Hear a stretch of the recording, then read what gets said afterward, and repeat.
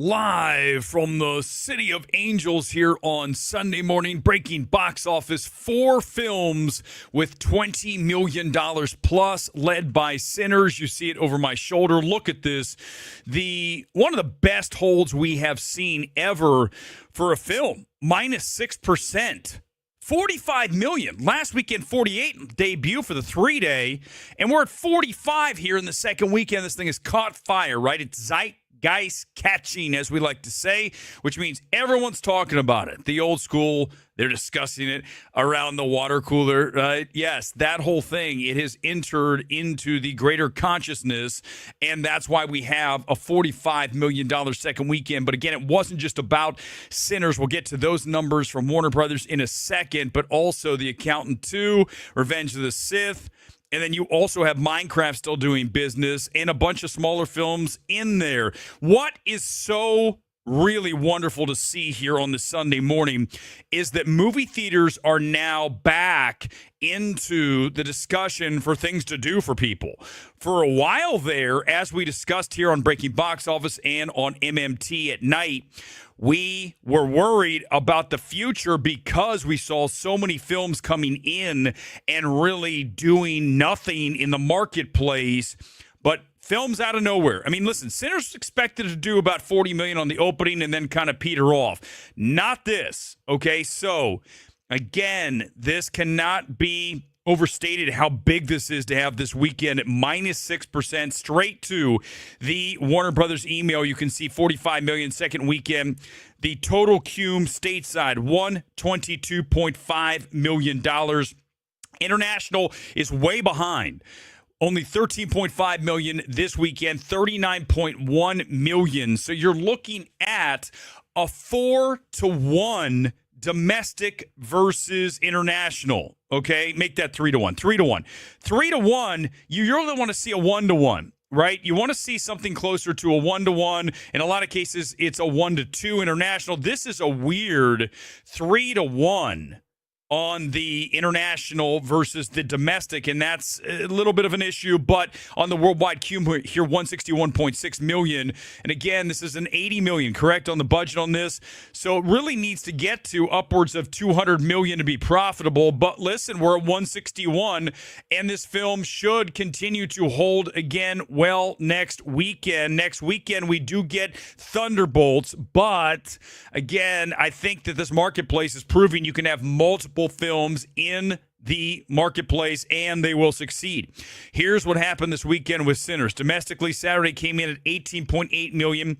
That is plus 45% versus Friday, up 14% versus last Saturday. So more people saw this film on Saturday, this Saturday, than opening weekend Saturday. Again, that is just completely wild. You just don't see these things, okay? It's the second smallest weekend drop ever for an R-rated film or horror film that opened over 40 million, but the smallest drop of any genre at this level since Avatar in 2009. So yes, we're healthy. I mean, when we're seeing this in the marketplace, hell yeah. Even though I don't love the film, you guys know, I think it's one of the most overrated films of the 2000s, Sinners, but I can sit here and applaud this runaway success at this point for Warner Brothers. Why can't I? Of course I can. Audience still loving it. A lot more than me. The male-female split now 50-50. And I think that's a thing that you forget to talk about with Sinners is the fact that you've got this really, again, split male-female. You don't see that often with films. One demo tends to go higher than the other almost across the board. 56% last week male. Now we're seeing 50-50. And you can also see, as they say here, the overall ethnic demographics are broadening out. 39% Caucasian, 35% African American, 18% Hispanic, 6% Asian, 2% Native American. Last weekend, it was heavy African-American. Now you're looking at Caucasian, 39%. Premium formats are doing really well. IMAX continues. They'll lose those screens this weekend. Don't forget, those will give away to Thunderbolts starting Thursday as Marvel takes over virtually all the PLFs, which is, listen, if you look at the PLF returns, especially on the IMAX 70 millimeter here at Universal or anywhere that's playing, it's very small, very hard to find, and they're sold out. I mean, across the board, top 10 locations this weekend. AMC Lincoln Square, New York. Number 2, Regal Atlantic Station, Atlanta. AMC South Lake Pavilion, Atlanta. 4, AMC Empire, New York. 5, Regal Spectrum here in Orange County/LA. 6, Regal Edwards Marquee, Houston. AMC Burbank, number 7, my home theater. Number 8, Malco Paradiso Cinema Grill in Memphis. Regal Opry Mills, Nashville. And number 10 is City Walk. And a lot of that business is that 70 millimeter IMAX location.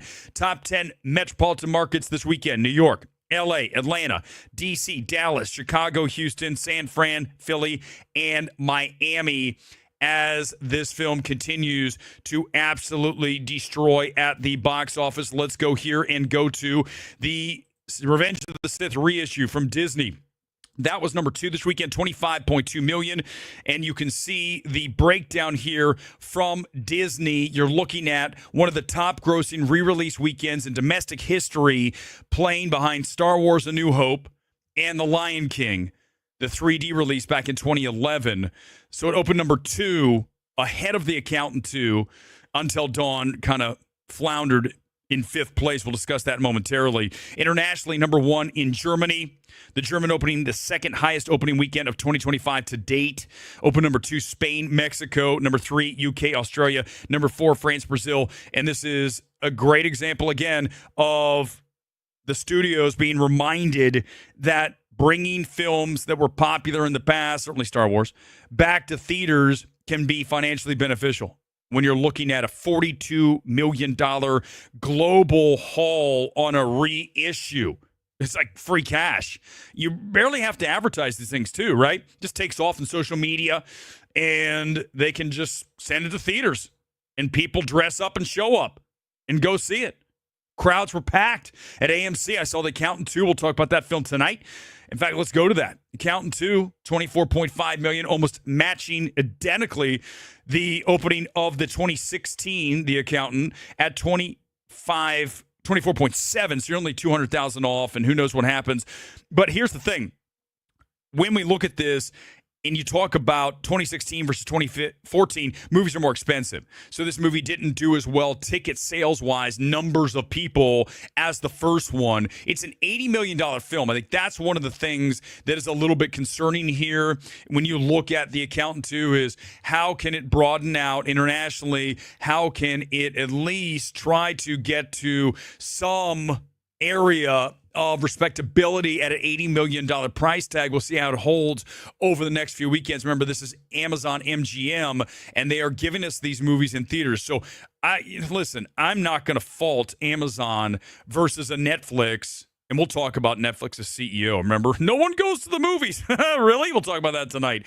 We talked about it Thursday. We definitely have to talk about it tonight after what we saw this weekend. But when you look at Amazon, at least they're giving us these films, at least some of these films. Netflix has a completely we don't care about you or theatrical approach, and F them. I mean, seriously. I will not support them. Hopefully you don't support them. And majority of their stuff's garbage, right? It really is. Their movies are never good. You look at the Electric State, $320 million for that. For what? Okay. I mean, listen, it's passable. It's by no means great in any area except for maybe CGI. They spent so much money on all the robots in that movie. Speaking of weird CGI, Minecraft movie is now up to $816.6 million worldwide. Another $22.7 million here stateside, minus 44%. So still pretty solid hold here in weekend number 4. $380 million in the United States. International, overseas, 436.6. Again, 816.6. I don't know if it gets to $1 billion. I think we're in the 9s, but who cares? This film revitalized, re-energized, and returned theaters to the map. This was the start. Minecraft. So don't make fun of the film. Even if you didn't like it, you thought it was goofy, it's exactly what it should be. Had a lot of fun with this film. More fun than Sinners, for sure. But Warner Brothers doing well, right? All of a sudden. After Mickey 17 and Alto Nights and Horizon and oh, God, that film. Now, Warner Brothers co-film chairs are going nowhere for the time being after 2 huge hits, and they continue to make money. Number 4 this weekend was Minecraft. Number 5 is Until Dawn, 8 million. The international was better. I think it's 11 on the international, and this film was 15 million, so it'll end up being profitable. I just think we're at a point when you look at Until Dawn, as I pull in the box office top 10 here from ComScore. Thanks for sending me this. Always really wonderful to work off this chart and show you guys what equals success and what equals fail, because we look at the per screen average here momentarily. But I think we just have so many of these horror films that come in. We have a group of teens. Can they survive? Here comes the killer. I don't care what you do to that premise. If you throw some time elements in, like here, is it Groundhog Day? I mean, I just, we have to get past this shit. We've got to make better horror films, okay? Listen, I enjoy horror films as much, if not more, than the majority of people because they're very easy to consume. But I still want to be somewhat challenged. When you watch an Until Dawn, you're like, God, why? Why am I doing this? There's just no reason to make something so inert because we've done it so many times. Give me something different, for God's sake. Sinners number 1, $45 million, minus 6%. You're just not going to see that very often. Minus 6 on the change. That's crazy. So remember this weekend that is very, very rare. 13,500 per location. Still strong there. When you have a really strong debut, you're looking at 30,000 per screen. So it's still good, man. I mean, obviously. And that hold is crazy impressive. You look at Revenge of the Sith, number 2, 9,000 per location, 25.2 million. The Accountant 2 at 6,700 per. It's okay. 25 million. Minecraft at 22.7 in 4th place. As I mentioned, 800 plus million worldwide. Until Dawn, 8 million. 2,600 per. That's not great. I mean, my theater wasn't even sold out, and it's Burbank, and it's one of the biggest theaters for this film. Sony put it in their email. One of the strongest is AMC Burbank. Of course it is, because we have 3 AMC Burbank locations. Those of you who don't know, I'll take you on a tour there one day. I'll just do a live stream, and I'll walk from one to the other, and I'll actually buy a ticket and go into each one. At least they'll let me come in, and I can give you a tour of the place live. We'll do that. That actually sounds like a fun live stream. A tour of the 3 AMCs live. Wow, right? This is what we do here at MMT. And then we have King of Kings at number 6. That film has made, let me get the number on that, slide it across. Actually, I squeezed it too big. 54.5 million. Wow. Amateur is number 7, only 33.8 million. I think the worldwide is better on that. Let's see, hold on. I've got the Disney email right here. Let me gun down and find it. Amateur globally is at $80.6 million. Back to the top 10. Warfare, 21.8 million. I really like that film. If you've not seen Warfare, it's one of my favorite films of the year, along with Companion and Magazine Dreams. These are 3 very good films. Certainly all 3 are better than Sinners. Oh, yeah, no contest. No, none. Pink Floyd is number 9. They did that Pompeii concert IMAX thing, and that was only 3,800 per. I might go see that. I like those IMAX concert films. Been a lot of good ones lately. Or, you know, music docs. Go back and look at Moon Age Daydream. I saw that film 5 or 6 times in IMAX. I think I love Bowie, and I think that film, oh man, just artistically, that is straight fire. Legend of Ochi at number 10. That's important to talk about because it's A24 with another wide release. Like, they started with the platform in 4 theaters. We talked about that last Sunday. You want to get my reaction? It's okay. It's got cool production design and an overall interesting look from a cinematography and I think directorially, but it just doesn't really ever catch fire where you're like, okay, this is a great film. It's a family film that I think you can take your kids to. It's a little different, which is kind of cool because so many family films are kind of the same, or at least just don't take chances. This film does, and it doesn't do anything too weird where you're going to be like, okay, A24, you're doing it again. But it just didn't do well. 1.5 million, 1,200 per location. Remember, we talk about 1,000, 1,200, anything in that range per theater, that's bad. It's a lot of empty seats. So A24 is in trouble.